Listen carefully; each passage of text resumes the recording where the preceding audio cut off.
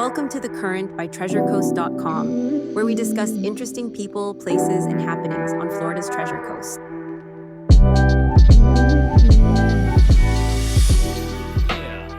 So basically, we had the half-cent sales tax, and I've talked with city manager Mike Mortel, and they're still kind of like estimating how much we're going to get, because when we first started getting the money, first of all, it comes from the county. The county gives us the half cent.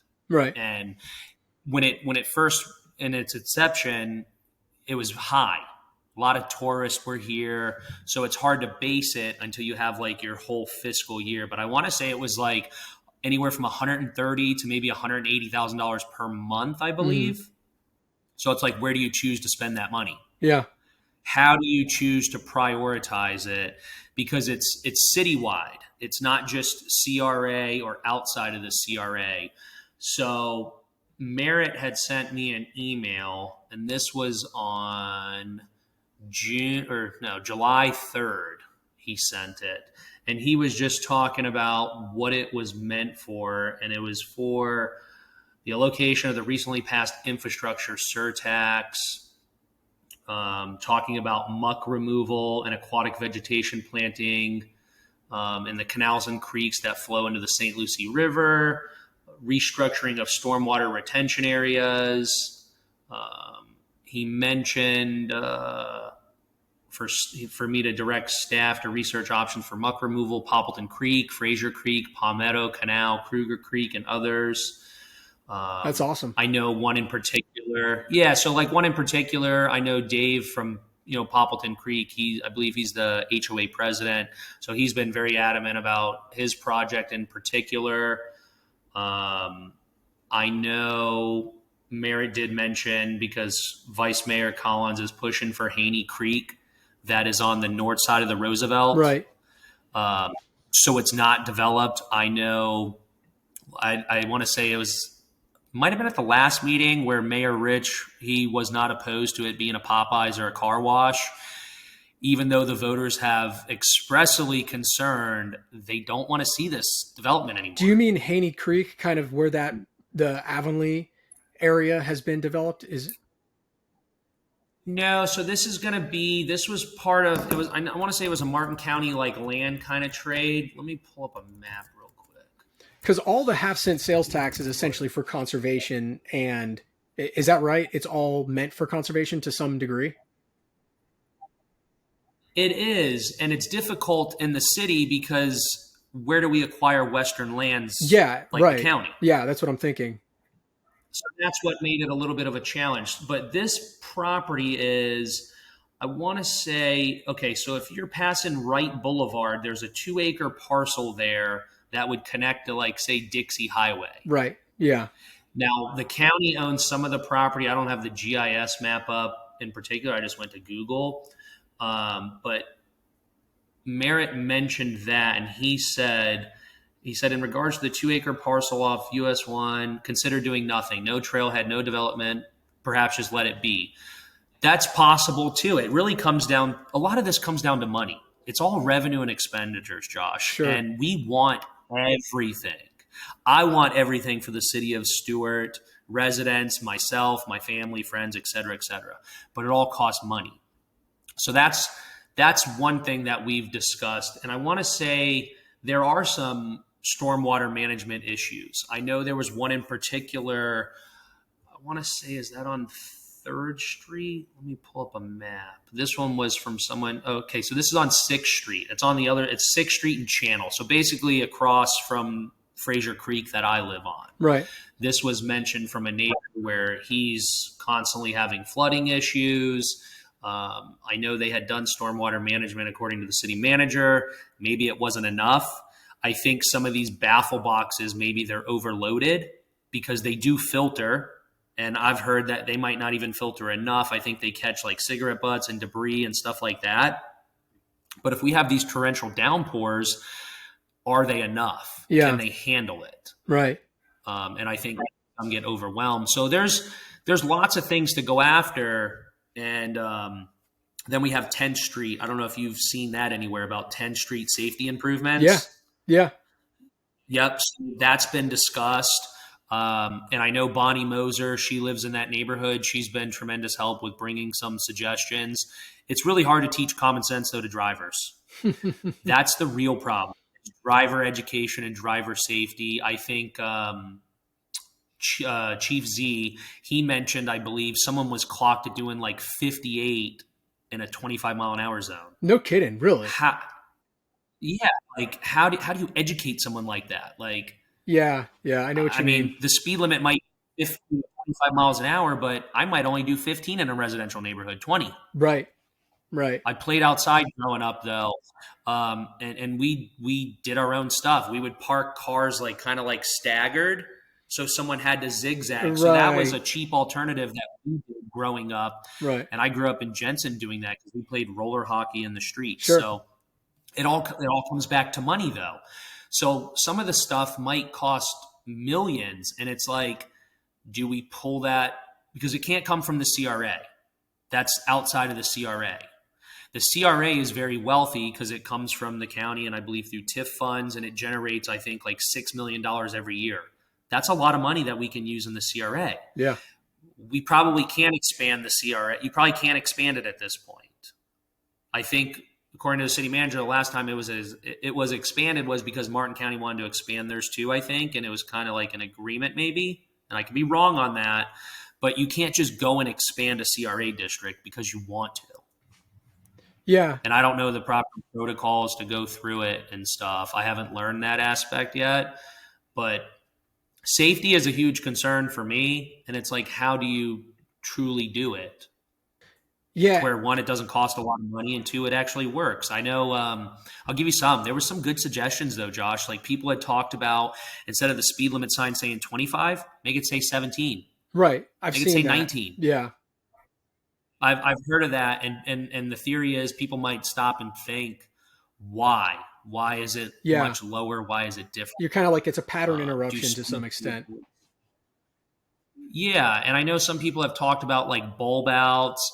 They talk about narrowing the streets. I have a love-hate for narrowing streets at times because I'm a boater myself and I also pull trailers.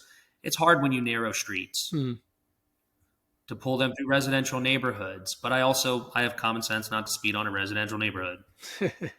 I know there's been heavy traffic enforcement. I know that lately.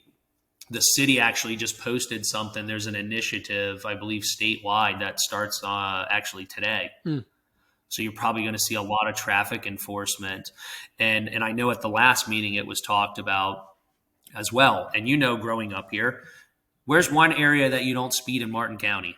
Oh, well, growing up, it was always going That's down like Sewell's notorious Point. You go right into Sewell's Point and they're going to get you. Bingo. Yeah. Bingo. You nailed it, man. Like, I know growing up here too, the notion was if you speed through Sewell's Point, you're getting pulled over and you're getting a ticket every single time. As soon as you came down the causeway, you're How like, did they establish that? Yeah. Right. Yeah. How do you establish that? And I think, you know, do you go heavy enforcement? Because at the end of the day, it's probably going to be your neighbors that are getting tickets. Right. And the city, I know in itself, that like the city of Stuart's always been laid back for a lot of things, whether it's code enforcement, traffic citations. You know, the county was always, what happened? Did I lose you? No, I'm here. I minimized on accident. They've always been known for heavier traffic enforcement. We also had a very vocal sheriff. I appreciate it, though, because people knew not to come into Martin County and commit crimes. The pillowcase burglaries. I believe Sheriff Snyder had something to do with that as well, for making it a stronger penalty if you travel across county lines. Yeah, right. And we see it in other cities and counties. So yeah, that's like I said, that's part of the half-cent sales tax, though. Not to like, you know, it does kind of bounce around because it all comes back at one point or another. Yeah. Where do you put the money? Is this, I know the 10th Street safety endeavors I've heard of, what just because it's kind of top of mind, they had talked about Guy Davis Park there being redeveloped. I imagine that's not part of the half-cent sales tax, but I'm interested to know if that is. No, so that's already allocated funds, basically. That's already a capital improvement project where they have money set aside. Right. That, I think it's still at bid right now. So they should be getting bids back. Who knows what's going to happen with the price of that, though, because you might not get everything done and you might have to start somewhere. And that's been in the works for a long time. And this is where, like, I know from paying attention to the city, they're very, very fiscally responsible. If you look at the millage rate, it's always been historically at 5 for the last, 20 years. If you look compared to Martin County, I mean, our budgets don't increase as drastic as Martin County does. Why is that? I don't know. The county obviously has more growth than the city. There's only so much you can do in the city. Sure. Yeah, especially if you're. So that's one thing to look at. Yeah, if you're, and that's kind of an interesting point too. When you had mentioned there were representatives that were okay with putting some sort of like in that Haney Creek area, which I'm familiar with that parcel. It's like you turn right onto right, and it's on your left. It's right there. You've got the park that goes through. It's all the way back to those newer apartments. Or it's on the right hand side. It's on the right hand side on US side. 1. Yeah, yeah. And I'm interested to hear like what your thoughts are in terms of if something's on like US 1. That's going to differentiate between if it's on US 1 or if it's right and down, if it's on Flagler. But how do you parse that out when you're thinking of like, okay, somebody might want to do this, or we can get this land to, keep it for public use. But even if it's just like a private development, how do you parse those out? Does it depend on the area? Because I know we talked a lot about zoning and what homeowners and properties can do by right. Yeah, so like talking about this parcel in particular, it's like, my campaign was recent and a lot of people expressed they want to see conservation, they want to see less development, less car washes, they don't want storage units on US 1, they wanted that more for like commerce, so it's, so we don't have what happened at the Palm City Cutoff Road. But look at it from this perspective. You were either going to get the storage unit or you were going to get a Wawa. Which one's more intense? The Wawa. Right. So this is where sometimes the public just doesn't fully know. You can't, when you go for a zoning change, it's not a guarantee because you bought the property knowing what it was zoned for. Right. And some things make sense and some things don't make sense. There was one project in particular that went all 5-0. It was for a Starbucks out parcel at Fresh Market. So that was approved. So there is going to be a Starbucks right there. Right. And I believe there was a Starbucks across the street where Dunkin' was. Right. Back in the day. Yeah. I was going to say it's right there on Ocean, the where the subway was almost. There was a Starbucks there. Correct. A while back. But this particular project for Starbucks, they already had plenty of parking at Fresh Market. It was one of those properties that was way over parked. So they still meet parking requirements. So it's like, do you say no just to say no? Right. Or do you say yes because you're creating jobs, you're creating business, and I don't know. I was a yes vote on it. Is that the main hiccup that you see with people coming in? Is that they can't get the parking? Because I've heard that with other I guess I shouldn't say necessarily developments, but just projects or things where parking has been an issue and people's opinions on if variances should be granted or kind of go either way depending on the time or the project. Yeah. But is that the main hiccup? So like, it depends. It depends. So like, I like talking about parking because it does get brought up a lot. One, to bash me as well. So I'll put it all out there on the record so people can hear for themselves because I've had parking variances. I'll give you some examples though. So Martin County Land Development Code versus City of Stuart Land Development Code as far as parking. My preschool project, we would have met Martin County's Land Development Code for parking. We would have exceeded it, I believe.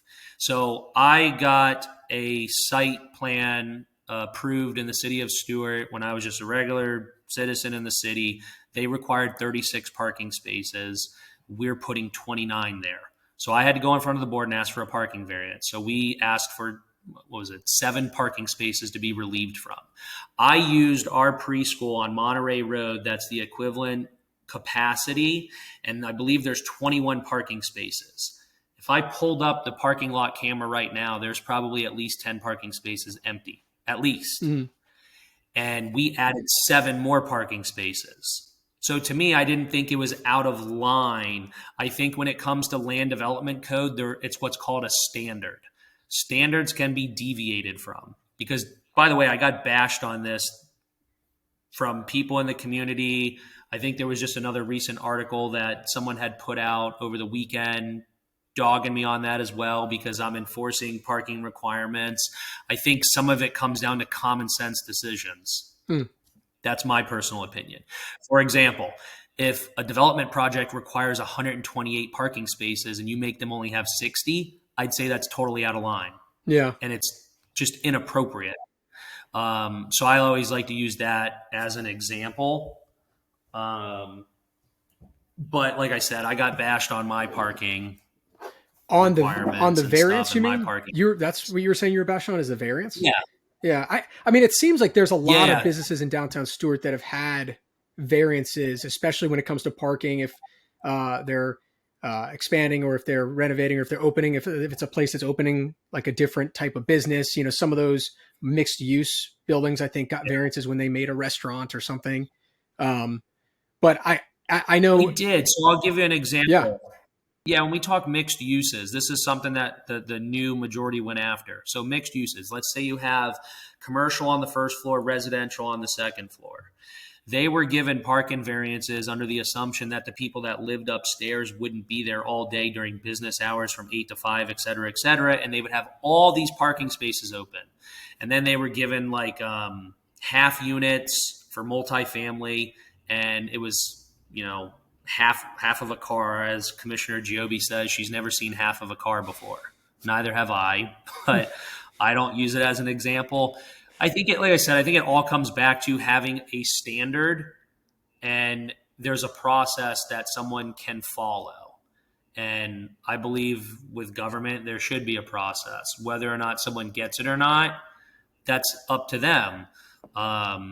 When I was, I won't name any businesses, but there are some that have parking variances that are very inappropriate. And then there's some that make sense. Yeah. And then there's some that shouldn't be granted. Like I said, there's obviously particular projects. I won't go into examples on them because they already have their certificate of occupancy. I'm not trying to bash small business owners. I'm not trying to go after certain people or individuals. It is what it is at this point. Right. Moving forward. And we can roll into what happened with, I don't know which bill is it? Let me pull it up real quick so we can talk about this one. Yeah, I'm interested to hear about that. And then any developments you think, if they're like under review or under construction currently, that you think are interesting. Anything you feel like you'd want to touch on? There really isn't. There really isn't anything crazy. There's one guy that I have to reach out to. I think he might have been the guy that wanted to develop by the old Roosevelt Bridge. I wanted to reach out to him. I've been solving and going after a lot of things. People reach out to me for certain things and stuff, and because I like tracking stuff down. Let me pull this up. Where is it at? All right, so I'm going to tell you what bill they were talking about, if it mentions it. It doesn't, but it's been okay, is this it? Is it Senate? It might be Senate Bill 180, and there's a House Bill 1535. Yeah, so all these news articles, Josh, you should really Google this yourself and look them up. Right. I won't even name what editorials they come from because I respect anybody that puts their opinion out there or their face out there, whether it's political, non-political. It takes a lot to do that. And you have to be able to take criticism. I can take the criticism. But what I will say is they constantly say that this House bill and Senate bill has to do with punishing us newly elected city commissioners. I don't know if you remember when I got elected, we went into a zoning in progress. Mm-hmm. Yeah. We went after density. We went after parking. So these opinion-based articles say it has to do with the City of Stuart Commission and that they are going after us. Well, first of all, the bill was introduced from someone on the West Coast. They don't care about the city of Stuart in that sense. When you're a state elected official, you're looking at the entire state of Florida. And when you really look at elections in the state of Florida in particular, there's 411 cities, 67 counties in the state of Florida. If you and I sat down and looked at every election in all those little cities, you probably would have seen sweeping changes from newly elected officials to where people were just rubber stamping development. And that's where I think the residents were actually fired up, and that's why people like myself got elected. They wanted a breath of fresh air for somebody that could actually say no to something. That's what truly happened, in my opinion. When you look at the city of Stuart, 4 out of 5 seats are new over the last 2 elections. Yeah. What's that say? Yeah. Our mayor, I'll bring this up. I respect anybody that gets in politics. Our mayor campaigned on putting a pause on development. I don't know if you remember, he had the Lamar billboard on Canner and Monterey. Mm-hmm. It said, "Are you tired of sitting in traffic? Let's put a pause on development." How would you interpret that? Putting a pause on development, meaning a zoning in progress. And, he fought us the entire way for certain things he agreed with, certain things he didn't agree with. I don't know, man. I believe in accountability and stuff, and at least talk about it. But that's just one example. But going back to these bills, they were voted on at a state level because I would imagine, I'm going to make an assumption, the lobbyists, the developers, the land planners, realtors, anybody that wants to get involved, they saw sweeping changes across where they live and work. So they got involved with state elected leaders to come up with bills like this that supersedes us local elected officials. Not just because of the city of Stuart. It's not true. And if someone's going to put an article out, at least put the facts out there. Yeah, I mean, unless someone wants to disagree with me. Yeah, I know what you mean. It's I think we even talked about that before too. How there were, it might have just been kind of put forward at that time because that's going back a few months now. Yeah, but it's a tough from Mayor Rich's perspective. Where's the discrepancy? I mean, because I know you guys probably agree on certain things, you disagree on some things. Does it come down to balancing that with what you talked about last time, the zoning and all that kind of stuff? I know it's not easy from anyone's perspective. It's not easy. So there were 2 things. I know East Stuart in particular didn't agree with it, and I can go into East Stuart as well. And then there was one I distinctly remember. It was about electric meters and stuff. And here, I'll give you a thought process. I have a single family house with a detached garage that I could turn into a mother-in-law suite. If I had one electric meter and someone in my family lived here, I wouldn't care if they had their own light bill. Now, if I was an investor and I was actually renting my house out to one person and my garage out to another person, you would want 2 electric meters. So the thought process was, if you allowed one electric meter for something like this with an accessory dwelling unit, it would be a family member, it'd be a close friend. It's not coming from an investment perspective where you're actually creating generational wealth then. That was my thought process. Mayor Rich might have had a different perspective. I respect it. That's his view and that's my view. And we're not always going to agree. And there's times where I might agree with Commissioner Clark and Mayor Rich and not agree with Vice Mayor Collins or Commissioner Giobbe. Just so you know, I sometimes a lot of people look at me as the swing vote. I don't know why. I try to make a sound decision, but I do get caught in the crosshairs from both sides because there's definitely a split amongst the city commission if you've seen it. Yeah. Yeah. I've been to a couple meetings Vice there Mayor that have Collins seemed... and Lord Giobbe. Yeah. Yeah. And there's times where I'm going at it with Vice Mayor Collins. When I say going at it, I'm trying to get clarification or I'm telling him, hey, Chris, I don't agree with you on this. I don't like the way it's being done. And then I have the mayor that chimes in trying to almost look out for me. And it's like, I'm an adult. I can handle my own. But we're still learning everyone's personality, I guess you could say.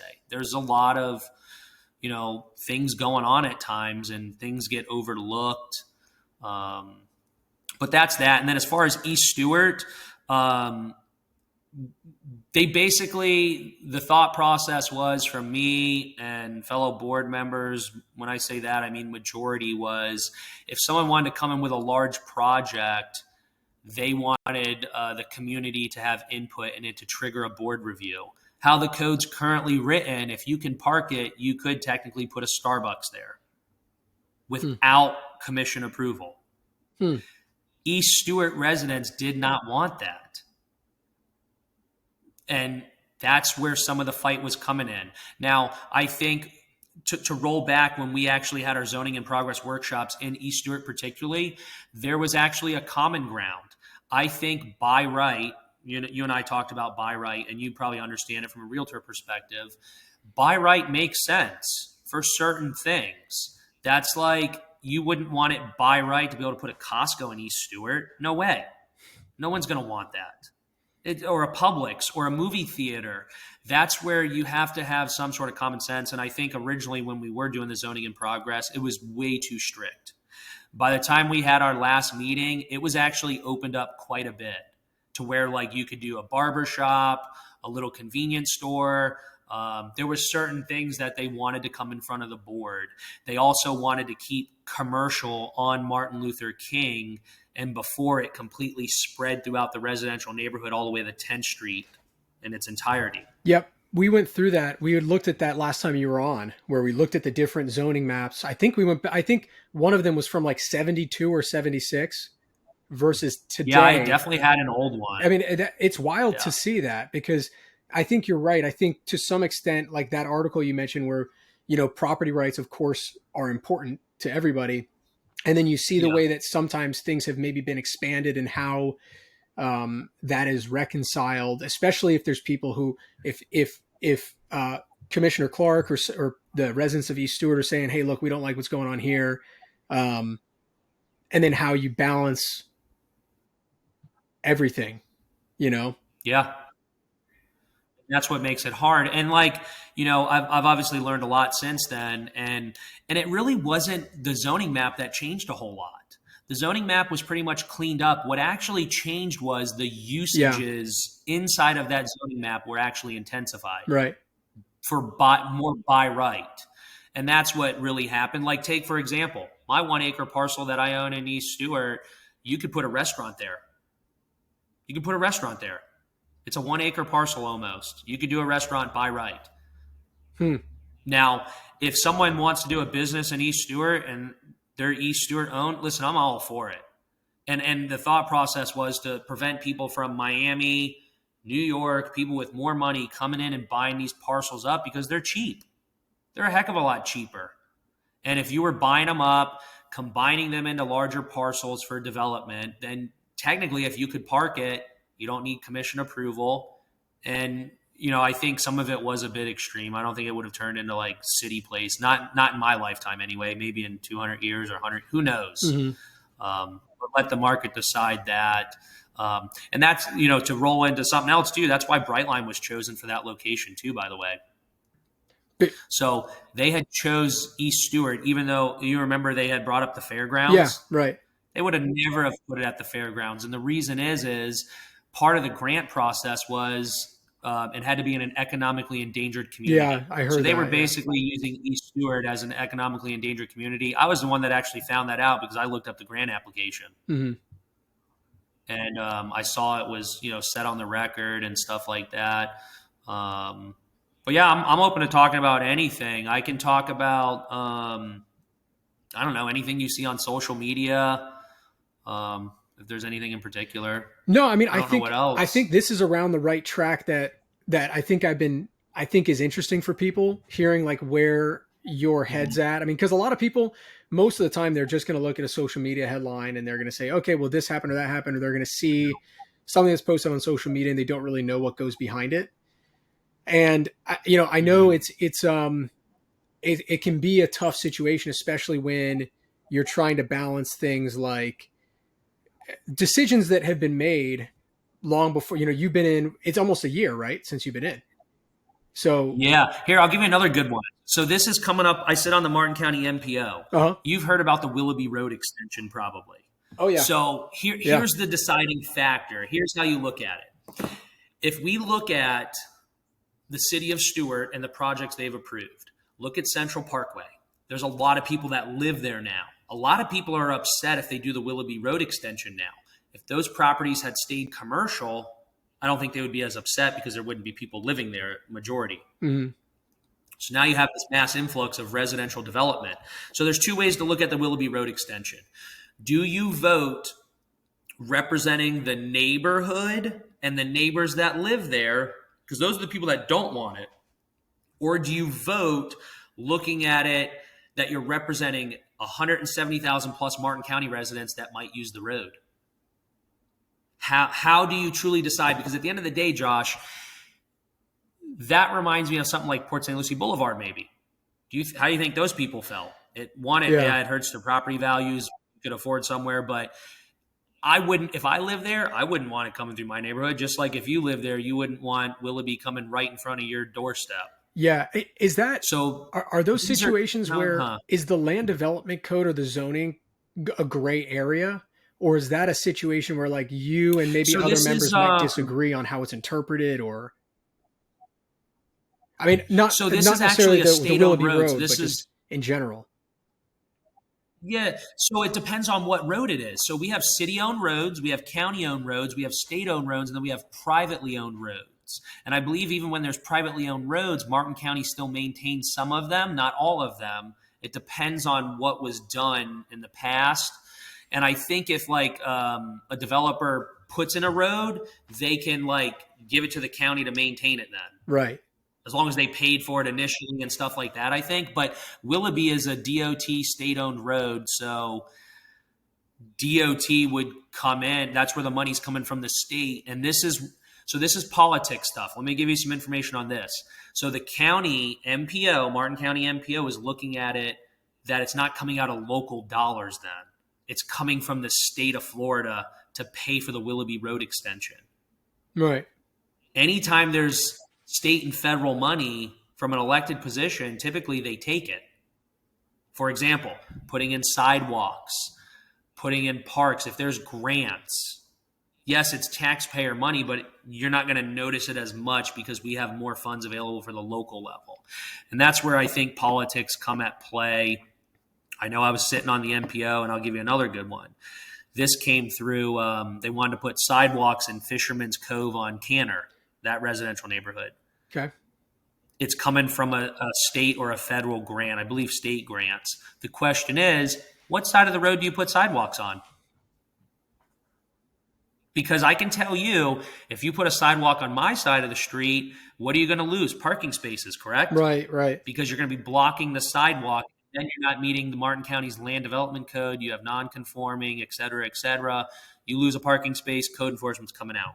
How do you decide where you put sidewalks? Is a sidewalk truly necessary? Or can kids ride their bicycles and walk on the street and still be safe, learning navigational skills and safety skills? And, if a car passes, you yell, "Car!" I mean, that's what we did growing up. Yeah, so these are I'm just giving you examples like I run into so people understand from an elected position what the thought process is. And I'll give you another big one that's coming through the MPO. Cove Road widening. Yeah. So Cove Road, they want to widen to 4 lanes. They're trying to appease as much as they can, and this is a state-owned road. So I believe when DOT presented it to the MPO, they were doing like 5 to 7 acres of wetland mitigation. And that's when Commissioner Hurd said, we don't do wetland mitigation in this county, which is true. I don't believe Martin County does wetland mitigation at all, like avoid wetlands. So how do you vote? Because the MPO, you're voting for projects 10, 15, 20, 30, 40, 50 years out. Just like the Willoughby Road extension. I guess that was in the works forever, 70s, 80s, 90s, and the prior administration had prioritized it. Why did they prioritize it? Is it because Costco was going in there and then they prioritized it as a connecting road? Right. I don't know the thought process. These are just scenarios that I think of. But it's definitely a big one. I mean, I have people light me up in emails on the Willoughby Road extension, and my job is to educate them. Yeah. on the process, at least. Yeah, right. I mean, there's a lot of moving pieces, and to your point of view in the city of Stuart, what is an ideal? I mean, I know there are some, if it's a development or a public-private partnership. I know you had mentioned a little about people coming from like Miami buying up these parcels and wanting to kind of replicate what we're used to seeing south of us. But in your idea, if someone's putting something forward, what does an ideal prospect look like? I mean, assuming that it conforms to land use standards and things like that. I think if it fits Stuart, Florida, right? Because why does everyone move to Stuart and Martin County? I think it's a very good, easy way to sum it up is because we're small town. We are not Miami-Dade. We're not Palm Beach County. We're not St. Lucie County. That's why the property values, in my opinion, have always been the way that they are and why our quality of life is better. Small. As far as restaurants, businesses, there's nothing unique when it comes to that besides they're family ran. They're usually smaller, non-chain, et cetera, et cetera. Someone like you, I'd rather do business with, no offense, than someone that I don't know from here. And that's always been the notion growing up, at least in my opinion, was you're going to go through your contacts. And like you had mentioned earlier, even electrician friends, you're going to go through your phone contacts of someone you grew up with before you go to Google and hire a company that you've never even heard of. I think the same thing's applicable to using local contractors. There's many local contractors that live and work here that should be getting the jobs over a contractor from Miami. That's Sure. always been my opinion. I want someone and listen, I'm not knocking people that move here. They have similar philosophies, but I know when it's always came to business, that's always been my view. I'd rather use someone that I know, I grew up with, they started a business, they dropped out, they made it, they had a tough life, or whatever the case is, or it's second, third, fourth generation Martin County resident. That's my opinion. But I know there's people that will disagree with me, but as long as people move here and they have that similar philosophy of keeping it small town, instead of saying, well, we don't have this, but we had it in New York. Well, I mean, if it's necessary, I guess let the market decide then. That's an interesting point, just for people who have fingers on the pulse of what the area is like, because I mean, this may or may not be totally relevant, but my family owned most of the Subway restaurant, the sandwich shops in Stuart. I know. And I knew that, and I didn't even know you guys. Yeah, well, dude, they were sold, I want to say probably a year ago, maybe. And it was some corporate, Subway had hooked them up. And again, I'm not going to disparage these people. I'm sure they thought they were going to do right by the employees and the people. I'm sure they didn't want to do it. But I mean, it couldn't have been 3 to 5 months before you started seeing them close their doors. And these were established that had been open for decades. I mean, one of them, the one near Royal Palm Center, was 115th. US 1, yeah. That was the 115th Subway open right there in downtown, right near downtown Stuart by the Royal Palm Center. And it didn't last but a few months. And I think a big part of that was they just didn't really have their finger on the pulse of maybe what was going on locally. And I think about that a lot when you say something like people from Miami who think they can just plug and play, when you don't have that local feel to it, or that at least some sort of local consultancy or somebody who's really got skin in the game, who cares about the area. It's hard to really read if it's gonna, it might not be just what you're seeing on a spreadsheet. There might be more to it. Correct. I mean, I can look at preschools, for example. So I see corporate preschools come and go all the time. Sure. The difference is, like, for example, if someone's struggling, they can come to me as an owner and ask for relief, or, hey, I can't pay this week. When it's corporate, it's bang. It is cut and dry policy. There's no discussion. And I'm sure, when you and your family had it and stuff, if someone truly came in, they're $1 short, guess what? For You're sure. still getting your sub. For sure. Yeah. I'm sure there was some discretion that the manager had, and our employees are the same way. And I try to use that philosophy for politics, that there has to be some sort of leeway. It's not just a cut and throat thing. That's what, like I said, that's always been my view on stuff. And like you said, the people, they come and they think they can just throw money and policies at things, and it's been proven time and time again that doesn't always work when it comes to business. Yeah. You have to have something, and you have to be affordable and offer good customer service, hopefully. And because not everyone's perfect.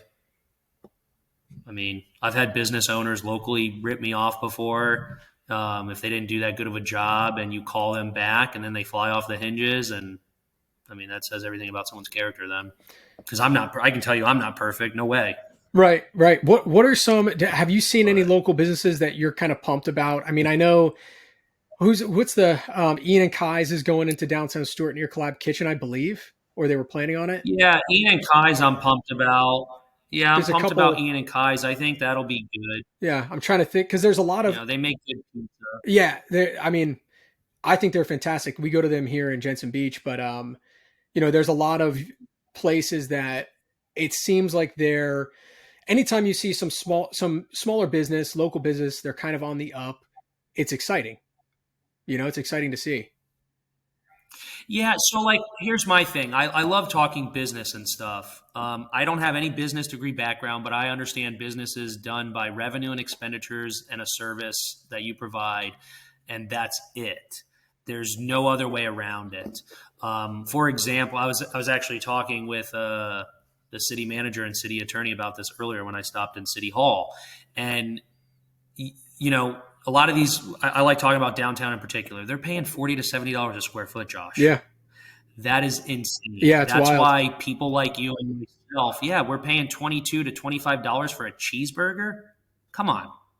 It just doesn't make any sense. But the reason is they have to charge those astronomical prices to turn a profit, and the tourist will always pay. Yeah. You go on vacation, you typically don't have a budget. Right. To some degree. Right. You're not going to go spend $5,000 to eat dinner. That's just astronomical. But you'll go to nicer places here and there on vacation. But you and I know as a local, we can go to Flanagan's for lunch and get an $8.99 burger. Right, right. With purchase of a drink. And even tipping them well, you're still below the $25 cheeseburger that you can get in downtown. Right. Is it better? Probably. I mean, it's debatable, but everything has a price point. Just like people go to Little Caesars and buy a $5 pizza, they're not going to pay $30 like Ian and Kai's. Right. Yeah. But I think it's scary times though for business owners right now in particular. I think they're hurting tremendously. Not even just we're in off season right now. Downtown's been pretty much dead. Well, in my opinion, yeah, I mean, and I think eventually probably just going to have restaurants. Yeah, I think you're right. I think a lot of maybe the overall sentiment, especially of constituents or voters who you talk to or you hear from, and they probably feel what a lot of people feel around the country and almost around the world right now, which is just sentiment may not be as high as it's been in the past. And I think especially when it comes to small businesses, they're kind of wondering, hey, what's the next step? And that's local for sure. There's no better time to support local businesses than when you have that feeling of, hey, things are maybe a little shaky or things a little off. Those are the times where I think you look at local businesses and you say it's time to start making sure that that's where you're putting your dollar when you're spending it. You have to. I mean, don't get me wrong. I still patronize downtown constantly, but it's gotten very pricey. I haven't ordered from my Amazon personal account since I think 2017. We have a business Amazon account. I don't go on there personally. That's business. I don't even log into it. My family uses that. But yes, I don't have an Amazon account personally. It exists. I just haven't ordered from there in what are we talking? 8 years now? That's awesome. Most people are going to have like an aneurysm hearing that. Probably because it's convenient, but I'm also not a big shopper. I'll go to Target. Yes, I go to Walmart. So I guess that's, someone will bash me on that and say, well, you don't go to Amazon, but you go to Walmart. It's still a brick and mortar store though, that is keeping tax dollars here, and someone has a job here. And I guess someone can argue, well, there's an Amazon driver, whether or not they live here or not, that I don't know. Same with Walmart, Target, or whatever businesses are there. I don't know. To me, it just makes me feel like I'm doing the right thing. If I walk into Publix here in downtown Stuart, I know them by face and name. Yeah. You're not going to get that what we call Amazon customer support. Yeah. So that's my thing. I mean, I shop my graphics, our t-shirts for work. It's all from a local business. Does it cost more? Probably 100% it costs more, I'm sure, unless I could go online and get the same thing, because everything is easily searchable. But I try to keep money locally. I still patronize businesses downtown, even if they don't agree with my decisions on agenda items, whether it's Brightline, some particular project. I still go down there to their business with a smile on my face, and I still eat at their restaurant. I think that says a lot about my character. I'm not one of those people trying to bash someone on social media. I appreciate that. I think that's probably a good place to stop too, because we're 45 minutes or so into it, and that way we'll be able to have another one again maybe in a few months, see how things are going, and that's it's always fun talking to you, Sean. I appreciate you being on, and it's always good kind of riffing with you and hearing from your perspective what's going on. And is there anything else that you want to say, or? I want constituents to get more involved, not just when it's a controversial agenda item. Yeah. Get fired up about local politics, get educated, call me. You got questions, email me. I'm glad to sit down with anybody. I don't care if it's someone that doesn't like me. I'll still sit down with you and give you the time of day, because I believe in that. I'm not holding grudges towards anybody in Martin County. I'll still talk to you. Love it, man. So that's my advice and what I'd like to see. That's awesome. I appreciate you being on again, man. Yeah, man, anytime. That's a wrap for this episode of The Current by treasurecoast.com. If you enjoyed the conversation, be sure to subscribe so you never miss an episode. You can find us on Spotify, Apple Podcasts, and YouTube. Follow us on social media or visit treasurecoast.com for local events, tips, and news. Have a guest or topic you'd love to hear on the show? Let us know at treasurecoast.com. Until next time, keep riding the current and enjoying everything the Treasure Coast has to offer. See you soon.